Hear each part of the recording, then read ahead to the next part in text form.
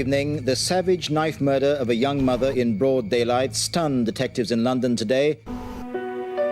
Rachel Nickell was 23 years old, with a life of promise ahead of her. She lived with her partner Andre and a 2-year-old son, Alex, in Balham, South London. On the morning of the 15th of July 1992, she was getting ready to take Alex for a walk. Less than 2 hours later, she would be dead, brutally murdered in a popular beauty spot. Across London, on the tough Alton estate in Roehampton, less than a mile from Wimbledon Common, local man Colin Stagg had woken up early and was preparing to take his dog for a walk. I initially did go on the Common very early in the morning, just to walk my dog. I remember I had a very bad headache that morning, so what would have normally been quite a long walk, which was a daily thing, I only did a short walk, just around a little pond called Skio Pond, and then back home again. With his headache getting worse, Colin decided to take some painkillers and settle down on his sofa to sleep it off. The time is around 9:25. As Colin slept, Rachel, Alex and their dog Molly had set off across the common for a stroll through the trees. As they enjoyed the early summer sun, they were totally unaware of the killer stalking them. The area of the common, as I recall, it was really quite wide open. I think the area had some tree cover around it, but essentially this was broad daylight. This was not an area you would think twice about going to. She was killed on a path which was well frequented, probably less than 200 yards from an open green area on Wimbledon Common where mothers were walking their children.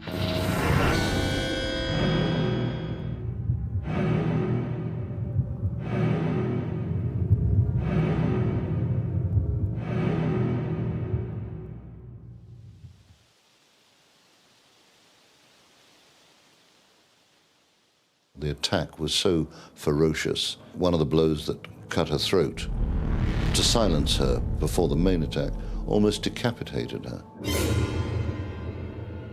She had over 40 stab wounds to her body and throat. It was a scene out of a horror movie.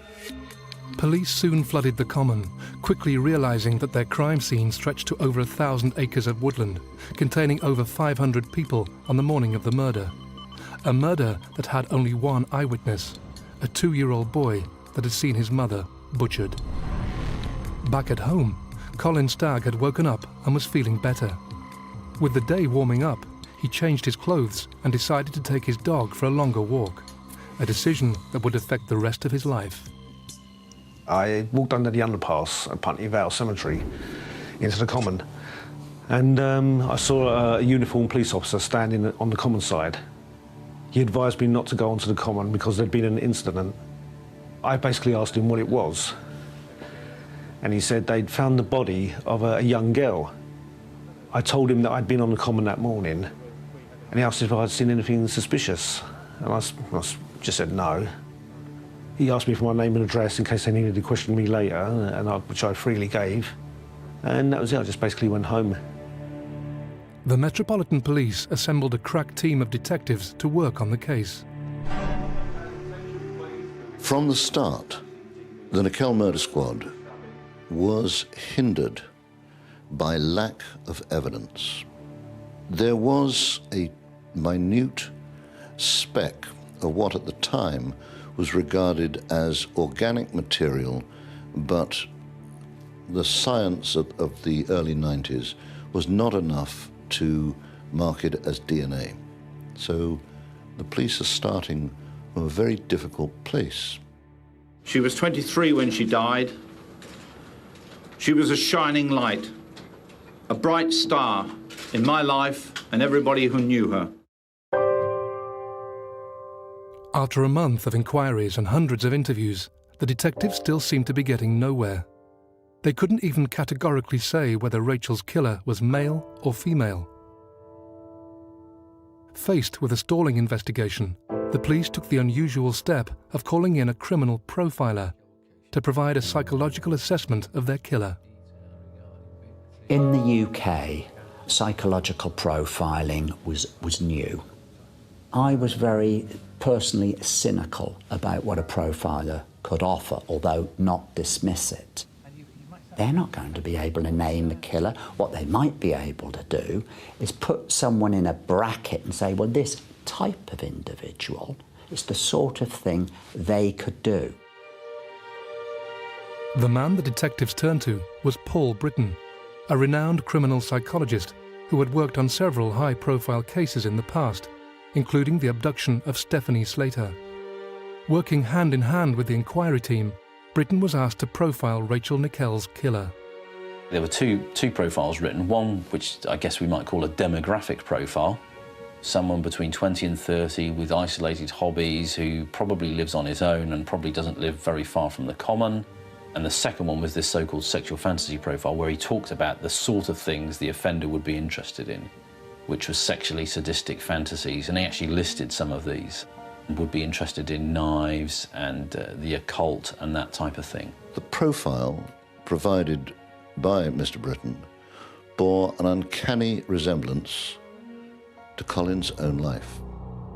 The profiles, along with a photo fit of a possible suspect, were featured in a national TV appeal. The appeal prompted hundreds of calls from members of the public, and many were claiming they knew who the man in the photo fit was. The police were inundated with calls, putting a name to this face, Colin Francis Stagg. Early in the morning, it was about 8, 9 o'clock I think it was, someone was knocking on my door. I opened it and it was plainclothes officers.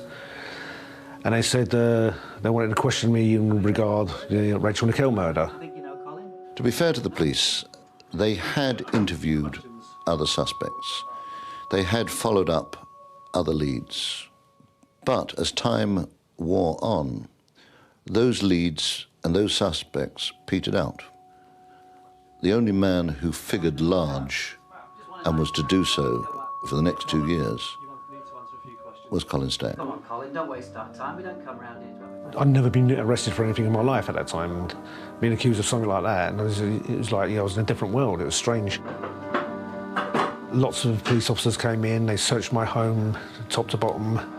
I had a couple of books about the occult and stuff like that, and they focused on that. After they searched my place, they took me to the Wimbledon police station and they held me for 3 days. As the police began to question their suspect, they were presented with a huge piece of luck. Colin Stagg was about to reveal a piece of information that would convince detectives he was the killer.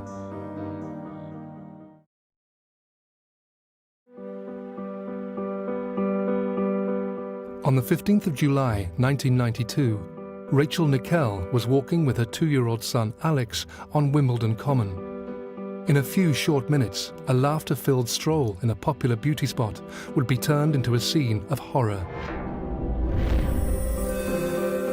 Her son, ripped from her arms, would be the only witness to the dreadful attack.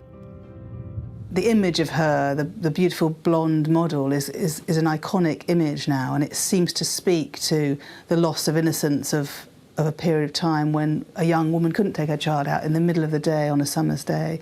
So it became one of these cases that put incredible pressure on the police. Faced with an almost complete lack of eyewitness and forensic evidence, the police asked criminal psychologist Paul Britton to devise a profile of the killer.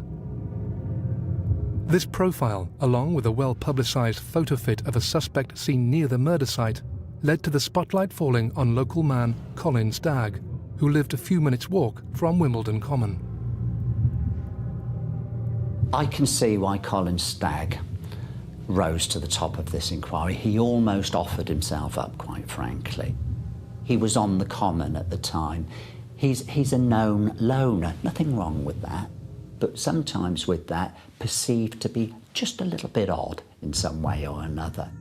Stagg had admitted being on the common on the morning of the murder, and this, along with evidence found during the search of his flat, made him the prime suspect. Colin Stagg was arrested at his home, taken to Wimbledon police station and questioned. I'd never been arrested before for any crime, and it was very, very scary. Amazingly for the police officers involved, he talked frankly and openly He didn't deny anything, but other than to insist that he had not murdered this young mother. As police continued to question Colin, a search of past incidents on the common delivered a breakthrough. They discovered a sighting by a woman of a man who was lying naked on the common, who she claimed exposed himself to her. Basically, I was just doing nude sunbathing, which I did in regular spot every summer, and it was an area used by nude sunbathers. I pleaded guilty to it because I thought, well, basically, you know, I've been advised to by my solicitor, and I just wanted to get out of there. I didn't want these things to drag on, so I thought, get rid of it. I got a fine for £200, and after that, I was released after 3 days. That decision was to have long and lasting effects on the case and his life. By naively admitting to the indecent exposure charge, Colin Stagg fueled the police's notion that he possessed the characteristics laid down by Paul Britton's profile of the killer. As Colin returned to his life on the Alton estate, where he assumed the traumas of the past months were behind him for good, a seemingly innocent search for companionship years before the killing of Rachel Nickell would come back to haunt him. I think it was about 2 years prior to the murder of Rachel Nickell. I answered a dating advert for friendship, and so I wrote a letter to Julie Pines. We got on okay, you know, we chatted on the telephone at first, and we seemed to be okay. And then, being a normal red-blooded man, you know, I thought, you know, this could go a bit further. So I just chanced my arm, really, and wrote her a sexual letter. It was just of a mild sexual fantasy of meeting a woman in the open air, getting on together and having sex together in the open air. And she kept that letter for 2 years, and she contacted the police when I was arrested for those 3 days, and that was it. And the police, once they read that letter, and of course Rachel Nickell was murdered in the Woodlands, they seemed to find a connection with that. After a detailed examination of the letter from Julie Pines, the police were now even more certain that Colin had murdered Rachel Nickell. They were still, however, completely unable to prove it. Faced with an ever-mounting pressure from both senior officers and the public, the inquiry team hit upon a daring idea. It was believed, now we know hugely problematically, that it would be useful to get an undercover operative in there to evaluate whether Stagg had any guilty knowledge of the case. The inquiry team wasted no time in recruiting a star female undercover officer known during and after the operation as Lizzie James. With her in place, and after lengthy consultations with Paul Britton, Operation Edzell, as it was codenamed, began. The carefully concocted plan, made with the approval of senior Metropolitan Police officers and lawyers, was that Lizzie should write to Colin and earn his trust in the hope that he would reveal some intimate knowledge of the crime.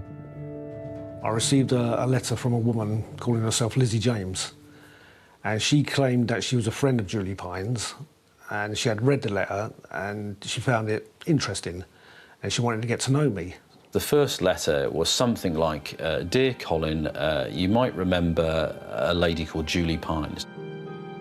Dear Colin, I hope you're not offended by this intrusion, as we've never met before. Julie was fairly closed-minded. I'm a lot more open-minded, and basically I want to start a dialogue with you. Of course, Stagg, 30-year-old guy, getting a bit of attention from a woman, writes back.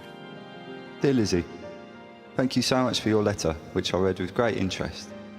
We struck up a conversation. I sent letters to her, she'd send letters to me. I'm sure your fantasies hold no bounds, and you're as broad-minded and uninhibited as I am.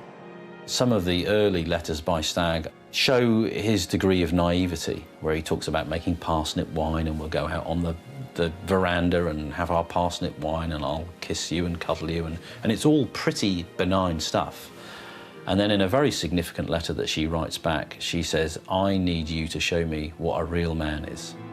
The things that happened when I was with this man were not what normal people would like. And even though these things are bad and I feel guilty, I can never forget how exhilarating they made me feel. Now, there's only so many ways you can take that, so unsurprisingly, in the next letter, Stagg plays back that exact verbatim sentence I'll show you who a real man is. And then in the next letter, Lizzie James writes back, I need to feel defenceless and humiliated. And guess what? In the next letter, Stagg uses those exact terms, defenceless and humiliated. In all my letters, I would always say, is this the kind of thing you mean? Is this the kind of thing that you like? If not, I apologise, you know, because I was a lot younger. Never had a real sexual relationship with a woman, so I would have told any woman anything what they wanted to hear if I thought I was going to have sex back then. The exchange of letters continued, and the content quickly became more sexual and violent. To the detectives, it seemed Stagg was playing right into their hands. Encouraged by the results, they decided to take the operation a step further and have the couple meet. I remember the day clearly. I thought she was late. Then I saw this woman, long blonde hair, quite attractive. So I said, you know, excuse me, are you Lizzie James? And she said she was, and she realised who I was. Nice to meet you. So, you got here all right? You found it all right? Yeah, eventually. Sorry if I'm a bit late. And that was the first meeting we had. His first encounter with Lizzie was not the private affair that Colin had hoped for. The park was full of undercover officers, watching every move he made, each of them fully aware that one of their colleagues was meeting with a supposed sadistic killer. Over lunch, Lizzie James wasted no time in appealing to what the team thought was Colin's dark side. That's when she told me she had a dark secret. I've got quite an extreme appetite for some things. Her ex-boyfriend was into black magic and stuff, and she claimed that she had done a human sacrifice of a pregnant woman and a baby. Yeah, we did. And things got pretty heated, and yeah, we screwed around. At first I thought, oh, she's a nutter, you know, she's off her head, but she was very attractive. And again, all I was thinking about was like, yeah, you know, just in one ear and out the other. Ever eager to impress Lizzie, Colin responded to her dark secret with a violent fantasy of his own.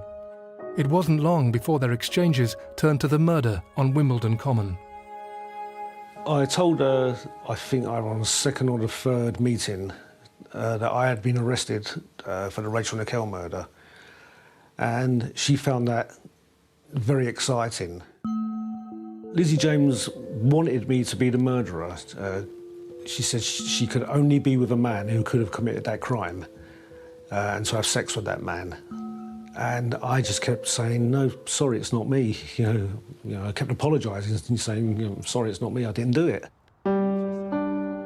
Throughout the entire operation, Colin Stagg never once suggested he had anything to do with the Nickell murder. But despite this, the sexual content of his letters to Lizzie James were exactly what Paul Britton and the police thought they would see from the killer. On the 17th of August 1993, Stagg was rearrested on suspicion of murder.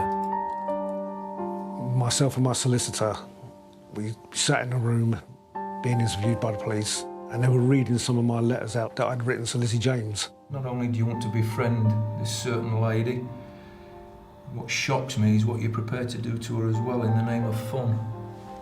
Have a look at that one. Yeah, I felt obviously very small because I thought, you know, there were personal letters between two consenting adults. No comment. And it was at that point one officer left the room and he came in with Lizzie James. Hello, Colin. Remember me? I knew straight away then that she was part of this. I couldn't say anything, you know, because I was just saying no comment all the time. But what I really wanted to say was like, you know, well, you fucking started this, you know. You wrote to me, I didn't write to you. So that was it. And then I was charged with the murder of Rachel Nickell. With their prime suspect safely behind bars, the murder squad celebrated a job well done. However, what they didn't and couldn't know was that for the past months, all their efforts had been focused on the wrong man. The real killer of Rachel Nickell was still at large, and in the autumn of 1993, he was preparing to strike again.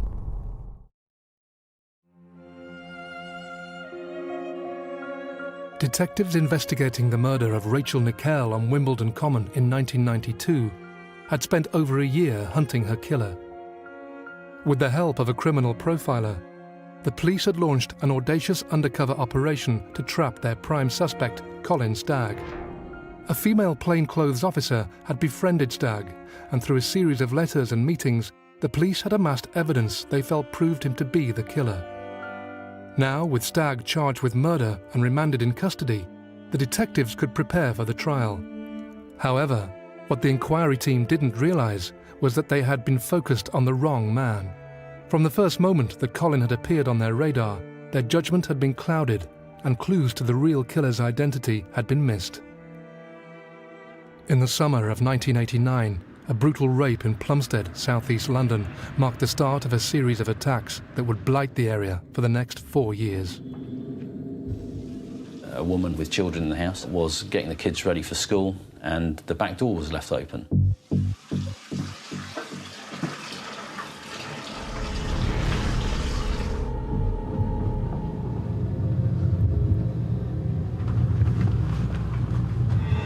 She turned around after drying her hair to see the offender standing there with a knife, threatening her and threatening to attack the children if she didn't comply. And that rape was the first of what became known as the Green Chain Rapes, which was a series of attacks along Green Chain Walk in southeast London. These rapes went on for a number of years and no one was caught for them. Tragically, the Green Chain Rapes could have been stopped after the first attack. The police received a call about the Plumstead rape in August 1989. The caller was the rapist's mother, and her son had just confessed to her. His name was Robert Napper. He confessed to her that he'd raped a woman, and his mother took him at his word and went to the police and said, "Look, my son's confessed to raping a woman. Has anybody been raped recently around Plumstead Common?" The police checked their records, but in what would be a tragic oversight, no trace of an attack could be found. Had the crime been properly investigated, one of the worst killers in British history could have been stopped in his tracks. Robert Napper is one of a very unusual and small set of offenders, mercifully rare, that really are, well, it's basically known as a sexual sadist, a sexually sadistic killer. There's some suggestion that he was abused before the age of 10, and apparently by someone quite close to him, although specifically who that is, we don't know. I think what's significant about him as a child and as an adult is this isolation. Isolation from his peers, isolation from friends, and isolation from family, which got more and more extreme also throughout his criminal career. We also know that he had Asperger's, which is a learning difficulty as well, which probably added to that isolation.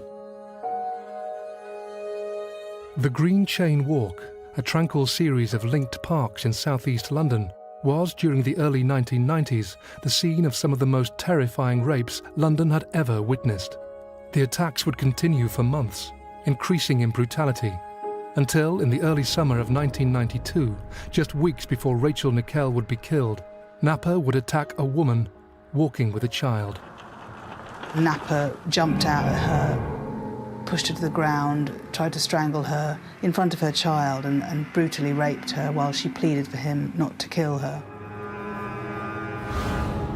The similarities between this and the Nickell murder a few weeks later, when you look back on it, are so stark. But it didn't seem to be picked up at the time. I mean, hindsight, as we say, is a marvellous thing, but it was very similar, and the crucial thing was she had her child with her. Not only were the Green Chain attacks not linked to the murder of Rachel Nickell, a lack of thorough police work ensured that Napper was free to carry on his reign of terror. Twice he was asked to give a DNA sample after his neighbours positively identified him from a photo fit of the Green Chain suspect. In both cases, he didn't turn up at the police station. Incredibly, he wasn't pursued. In November 1993, 16 months after Rachel Nickell's killing, and with Colin Stagg awaiting trial for murder, London was rocked by news of another terrible crime. What has shocked police is the ferocity of the murders. A senior officer said Sam Bissett's injuries were horrific. Samantha Bissett and her 4-year-old daughter Jasmine lived together with Samantha's boyfriend Conrad Ellum in Plumstead, southeast London. Samantha was a very strong personality. Before she had Jasmine, she was quite wayward. But then when she had Jasmine, it gave her more focus in life, I guess, and she was a very devoted mother. I should remember Jasmine, she's an adorable little child. I mean, she was a lovely girl. I take her to the swings and she just think it was brilliant. She just think it was an amazing day out, just going to the swings for a couple of hours, and, you know, she was so happy.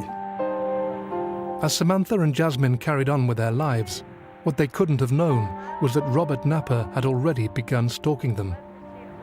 She never had curtains, you know, and sometimes she'd walk around the flat naked. And I'd say, look, you know, you should be careful here. There could be, like, a peeping Tom looking in. And it was only a week or so before the murder when she did actually see someone looking in through a bedroom window one night. I think after that she was a bit more careful, but I guess it was too late by then. The day I found Sam and Jasmine, I was staying at my father's house in Sidcup, and I planned to call in the flat on the way to work. I let myself in, and straight away, I mean, I saw this stain on the carpet and went into the kitchen to get something to clean up this stain. I thought I'd better help clean that up. And all the kitchen was in chaos, where Sam's clothes had been pulled out of the cupboard and the floor was just carpeted with clothes. And then walked into the front room and saw, I mean, Sam had actually been covered over, so there wasn't much to see, but I was standing there looking at this little pile of clothes and all the bloodstains and things, and it took quite a while for me to sort of actually grasp what had happened. And then thought, well, what about Jasmine? I felt bad that I hadn't even thought about it. I thought I'd phone the police without even checking on Jasmine. I thought she might still be alive. Jasmine was in the bed with the covers over her. And for a second I thought maybe she's still alive, but then there was no movement, she wasn't breathing. So then I phoned the police. The investigation into the Bissett murders was headed up by Detective Superintendent Mickey Banks. Well, when I first got there, it was a block of council flats. Scenes of crime people were already there. I was given access to the place, went through, and to be met by this horrendous scene. It was, I would say, the most gruesome scene I've ever attended. You know, I did 32.5 years. I'd never seen a scene like that, or an accident, or anything as bad as this. Obviously, the body had been left there to be displayed, as if to say, look what I've done, look what I'm capable of, and I immediately thought this has got to be some nutter. As scenes of crime officers examined the flat, they began to piece together what they thought had happened. Sam's going about her business with Jasmine in the house, and there's a knock on the door. At that point, a very sudden, violent attack takes place where Napper immediately stabs her with a knife, takes her into the lounge, and then commits some horrific acts of mutilation on her.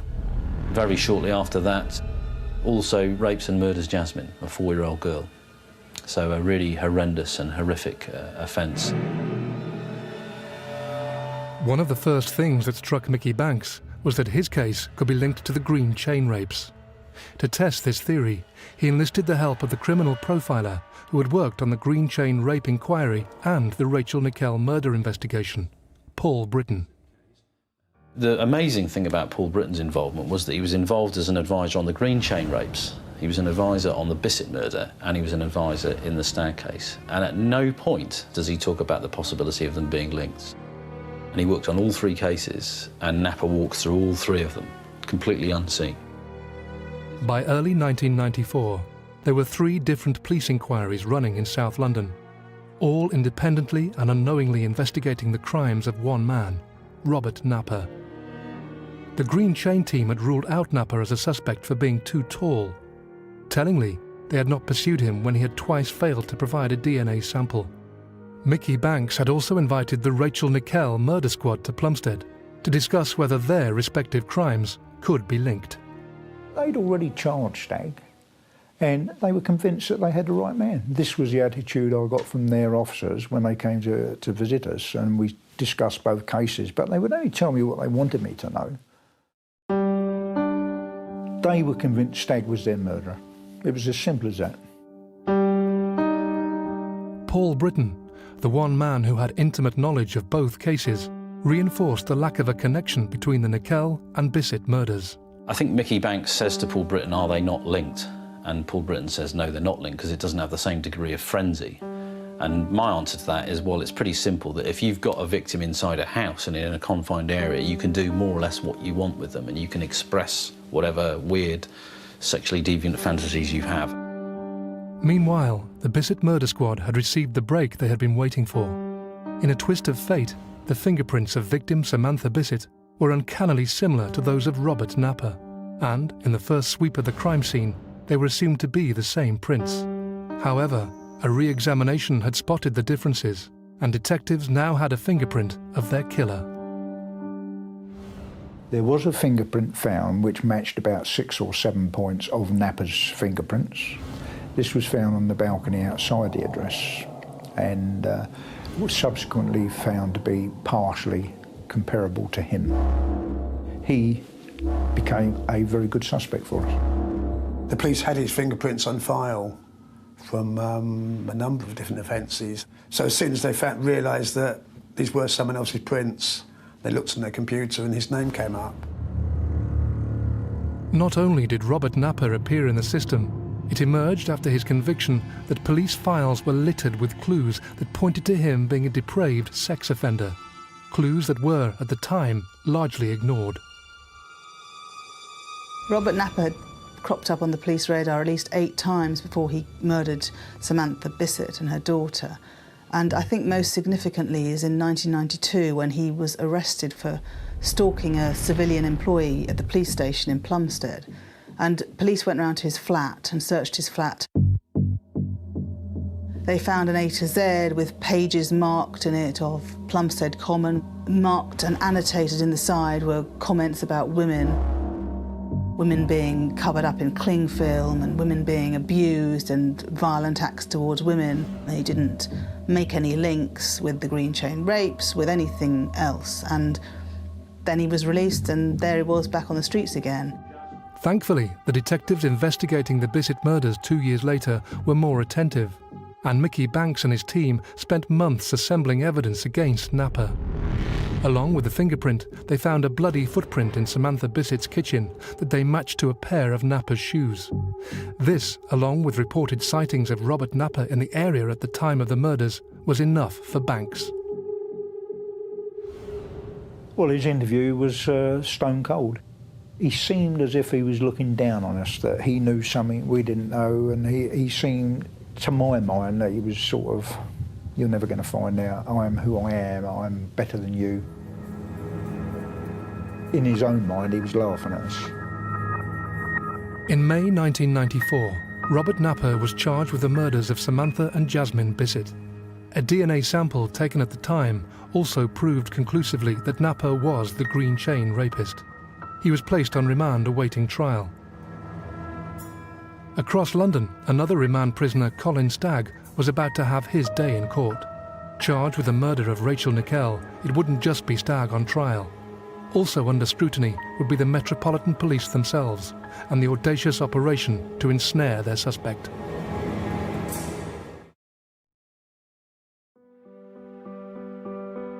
In July 1992, 23-year-old mother Rachel Nickell was murdered on Wimbledon Common. Detectives investigating the horrific crime used a female undercover police officer to befriend prime suspect Colin Stagg and earn his trust, in the hope that he would either confess to the crime or reveal evidence that he was involved. After 28 weeks, Operation Edzell, as it was known, ended with the police confident that they had gathered enough evidence to prove Stagg was guilty. Charged with murder, he was remanded in custody, awaiting trial.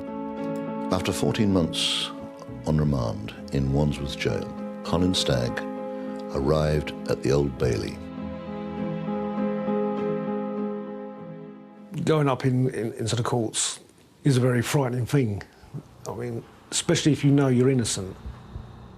The police and the prosecution seemed quite confident with the material they'd got. And yet I was talking to sort of experienced court reporters and other crime correspondents who were sort of looking at each other thinking, how are they going to get away with this? Colin's defence team had employed a series of experts to analyse Operation Edzell and its findings. They quickly realised it was littered with problems. In my analysis of what Stagg revealed, there is actually nothing very unusual at all. There are several pathways that Stagg tries to satisfy Lizzie James, where he'll say, you know, I'm kind of interested in this, are you? I'm so glad that you like my letters and that you too are as broad-minded and uninhibited as me. I can't wait to read some of your fantasies. And he's trying to feel out what she's kind of interested in. And of course, where he hits gold is where she reinforces him, if you like, and throws him a bone every time he says something which is either violent or sexually sadistic. I believe I will only ever feel fulfilled again if I meet a man who has the same history as me. He talks about another man using a knife on a woman, on the common. And then, of course, bingo, the inquiry team think this is exactly what we thought we'd see. But it's a completely self-fulfilling prophecy because they only saw what they wanted to see by virtue of only reinforcing those elements that got them there.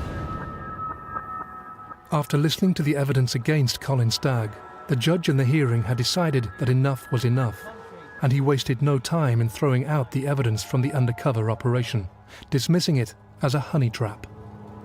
As the detective in charge of that, you could not have listened to the judge's words and be in any doubt that he was not only dismissing the case, he was seriously angry about the way in which Colin Stagg had been led.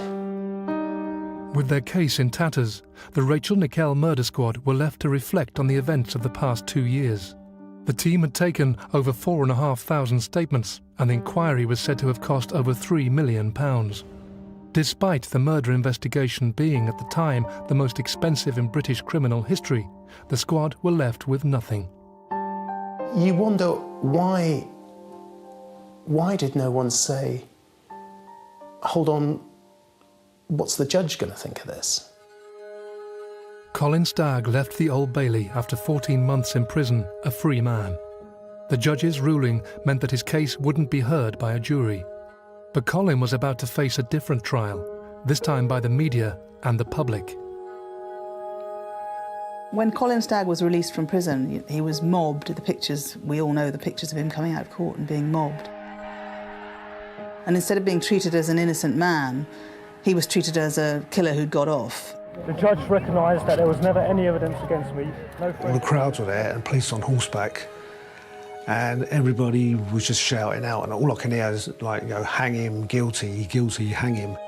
Minutes later, a statement was read out by Rachel Nickell's father. I understand that the police will now keep the files on my daughter's murder open, but they are not looking for anyone else. Releasing a statement that is so absolutely positive that we are not looking for anything else, that is a big message to deliver. You are saying to everyone out there, we know who this man is. The law has been upheld, but where is the justice? I'm surprised we ever made that statement. Colin Stagg returned to his flat and would spend the next 14 years as a social pariah. To most people, he was the man who got away with murder. In the autumn of 1995, the focus was back on the Old Bailey, this time for the trial of Robert Napper, charged with the murders of Samantha and Jasmine Bissett. As the prosecution made the final touches to its case, the detectives received some unexpected news. We got a phone call to say he was going to plead guilty, he was going to plead diminished responsibility. What did we think of that? And I said I was quite satisfied with it. I mean, I believe he was diminished. That there was something. He wasn't so mad that he didn't know what he was doing. He knew what he was doing, but there was something totally wrong with him. In October 1995, Robert Napper pleaded guilty to the manslaughter of Samantha and Jasmine Bissett on the grounds of diminished responsibility. He also confessed to 1 rape and 2 attempted rapes. He was sent to Broadmoor High Security Hospital indefinitely. The relatives of Samantha and Jasmine left court to rebuild their shattered lives. It's strange how odd little things can remind me sometimes. Just a particular song on the radio that Sam liked, or there's always things like that. And it's always strange. I don't go over to Plumstead that much, but I do sometimes still go over past the flat, and it is always strange to walk past it and see the place. I should remember Jasmine. She's an adorable little child. I mean, she was a lovely girl. The relatives of Rachel Nickell had no such closure. It would be another 7 years until a breakthrough in the case was found. In 2002, a case review team began poring over the evidence amassed in the decade since Rachel's murder. Every witness statement was re-looked at, and known offenders and possible suspects were re-examined. One of the first names that was flagged up was a sexually sadistic killer currently detained in Broadmoor, Robert Napper. At the same time, scientists were taking advantage of rapid advances in technology to review the forensic evidence found on Rachel Nickell's body. There was a small amount of DNA on Rachel Nickell's jogging pants, and that was tested, and you are able from that now, although they weren't then, to rule people out, and Stagg was ruled out as being a forensic link to that DNA. The second piece of evidence was there were some very small paint flecks that were found in Alex Hanscom's, the little child's, hair, that they were able to link and actually match to paint flecks on Robert Napper's metal toolbox. Further analysis of the DNA proved that Robert Napper had been in contact with Rachel Nickell on the day she died. The paint flecks found in her son Alex's hair were the final confirmation. Armed with this new evidence, Robert Napper was charged with the murder of Rachel Nickell. He appeared at the Old Bailey on the 18th of December, 2008. He sat there and he didn't flinch, and he was a kind of presence of evil. I don't often say this, but he appeared to be like that, and it was the most tense courtroom I've ever been in, actually, and it really brought tears to your eyes, because then you could just see her parents finally, they'd got the right man, and it was really, really moving, actually. Robert Napper pleaded guilty to the manslaughter of Rachel Nickell on the grounds of diminished responsibility. He was sent back to Broadmoor, with the judge stating that he was unlikely ever to be released. Napper's admission of guilt brought to a close one of the most notorious cases in British criminal history. It's since emerged that in August 1993, a knife was found on Wimbledon Common, near where Rachel Nickell was murdered. That knife was matched to Robert Napper when he was arrested in 1994. And again, nothing was done. Stagg was in jail on remand, nothing was done. So they had a knife with his fingerprints on, they had clues as to his stalking grounds, his raping grounds in his A to Z. They had all the evidence of a violent stalker, rapist, potentially killer, and they didn't put two and two together. I think that was just bad policing, total incompetence. But Scotland Yard was listening, and the Nickell case, along with other high-profile crimes, led to dramatic changes in tactics. Since the Rachel Nickell murder, the way murders are investigated have changed beyond recognition. Nowadays, you have dedicated murder investigation teams who are specialists. And with that, what has evolved from that is probably the most effective way of investigating murder anywhere in the world. Colin Stagg, for so long at the heart of the case, would receive over £700,000 in compensation from the Home Office, as well as an apology from the Metropolitan Police. The shadow of the murder, however, has stayed with him. There are still people today who don't know that they've actually got the man who did kill Rachel Nickell. They always say to me, like, you know, did they ever get the bloke who did it? He was, for years, treated as a pariah, and his life was ruined. You know, he wasn't serving a sentence inside, but he was serving a sentence outside.